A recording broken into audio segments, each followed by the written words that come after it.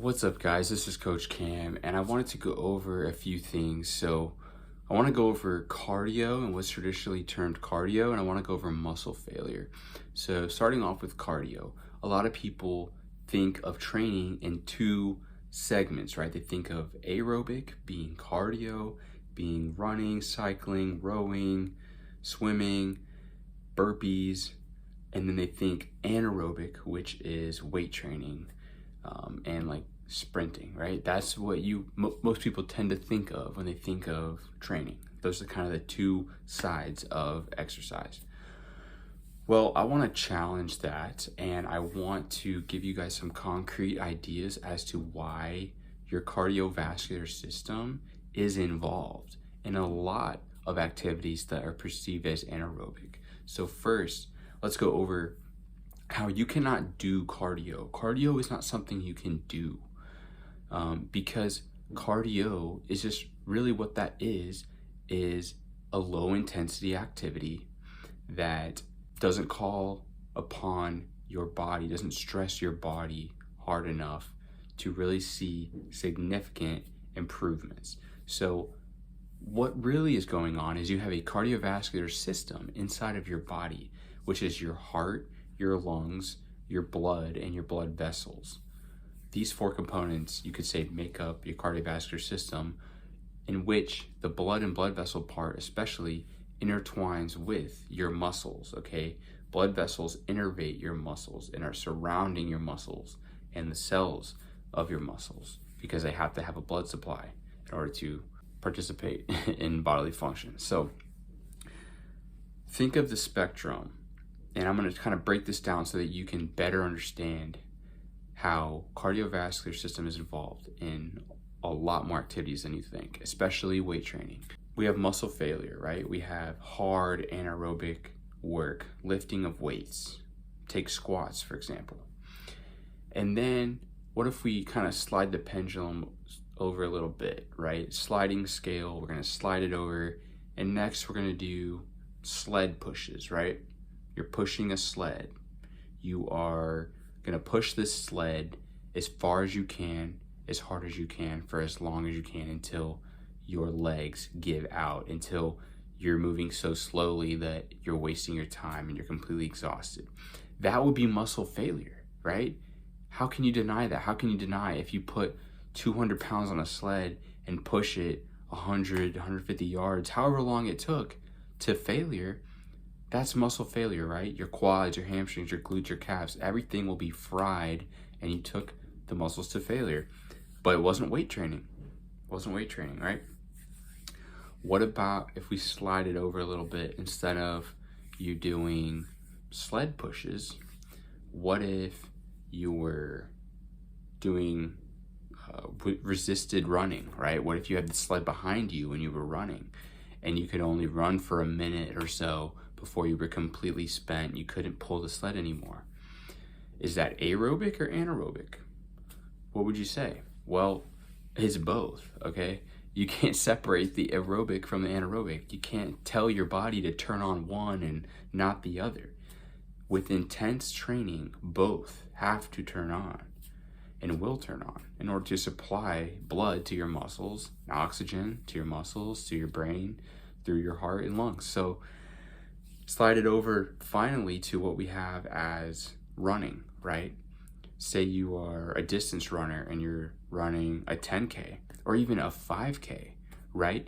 You are running below your lactate threshold. You're running below your anaerobic threshold or above it, however you want to think of it. You're running past your anaerobic threshold, to which you will be failing. Like, your muscles have to fail at some point. You can't run your 5K pace forever, or else it wouldn't be your 5K pace. And when you crash and burn, hopefully you can time it out to where that would happen at the finish line, right? You reach an environment that is very similar to muscle failure. And you have stimulated your aerobic system, you have stimulated your anaerobic pathways as well. So really, this entire continuum of intensity is not cardio versus weights.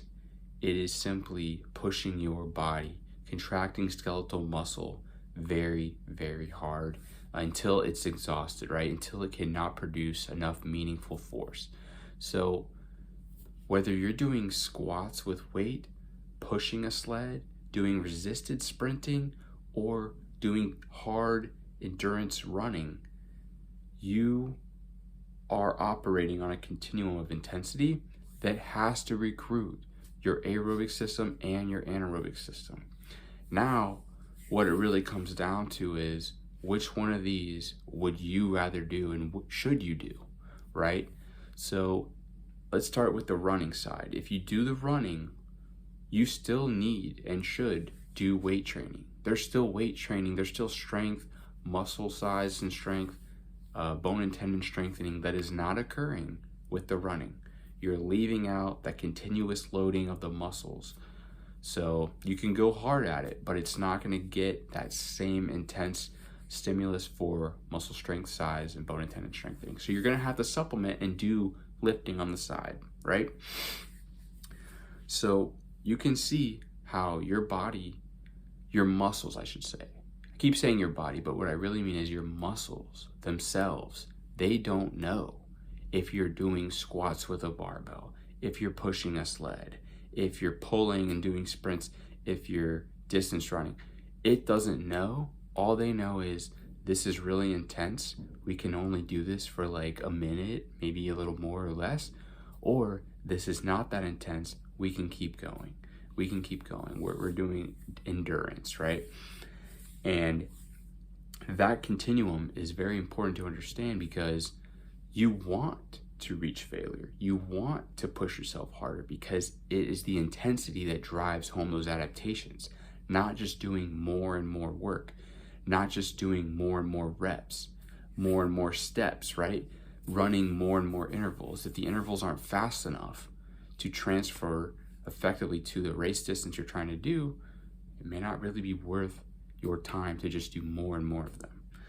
So just like we know running 20 miles a day, really slow, easy jogging, it's not going to get your 2-mile time better, much better, if at all, because it's not specific enough. So when you train hard go back to the weighted squats, right? You are continuously loading the legs. You are fatiguing them rapidly with weights, contracting the muscles maximally up until exhaustion. Think of the cardiovascular impact of that. Think of the cardiovascular benefit. With running, you're not getting anywhere near what we would say a full range of motion. You're not getting anywhere near a deep, intense contraction because with distance running, what's happening in your muscle fibers is what's called asynchronous muscle motor unit firing. So some muscles are firing, other muscle fibers are resting. And that's what's happening over and over as you're distance running. Some of the muscles fire, some are resting. And so you never really reach muscle failure because some are resting while the others are going and they recover. They're recovering while you're doing it. So you want it to be intense enough that not only are you recruiting those muscles, but they are not getting a chance to recover while you're training them.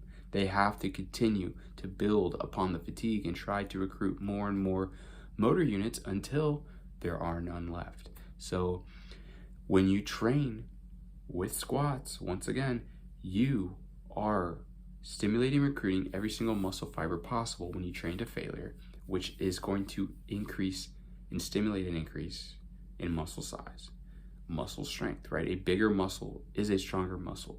The muscle fibers hypertrophy, they grow in size, they can handle more load, they can produce more force, right? They can produce more force. So you're going to have also increases in bone and tendon strengthening, which what we want, right? We want our bones to be strong as possible. We want our tendons to be strong to be able to handle the resistance. And then you're going to have cardiovascular and metabolic improvements as well. Anybody who has ever done a 20 rep squat maximum knows what I'm talking about. They know that feeling of pushing your body to the max, and it recruits your cardiovascular system just the same. Now you might say, well, Cameron, my heart rate is lower when I lift weights, so there's no way I'm getting the same cardiovascular effect. Well, heart rate isn't everything, okay? You can drink a cup of coffee, watch a scary movie, and your heart rate's gonna go up. doesn't mean you're getting fitter, right? Your cardiac output is a product of stroke volume and heart rate. Heart rate going up just means you have a lower stroke volume, but with weight training, you have a higher stroke volume with the continuous loading of the muscles and what's called the venous return, or when you contract skeletal muscle, it pumps blood back to your heart. That's what you're getting with a higher stroke volume with weight training. So your heart rate can be lower, okay? It's a sign of fitness that your heart rate can be lower. It's a sign that you are using more stroke volume.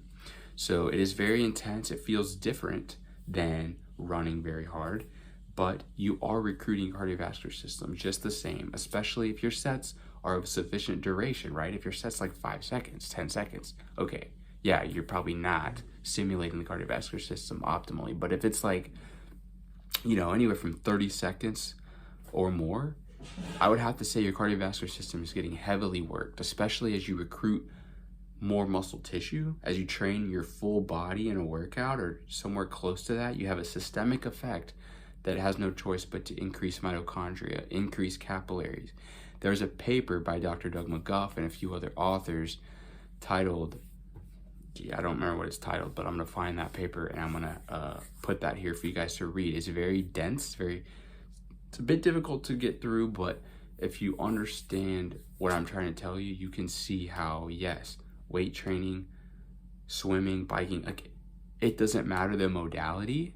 What matters is how hard you push your body. That's what's going to increase the intensity. That's what's going to drive home adaptations. It's not the modality.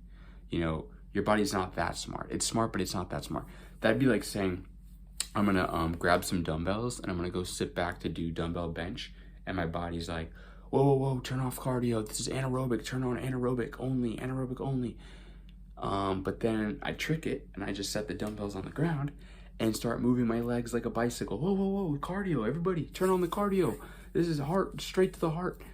No, your body's not gonna do that. So just trying to drive home the point that your body, your muscles specifically, do not know the modality you're training with.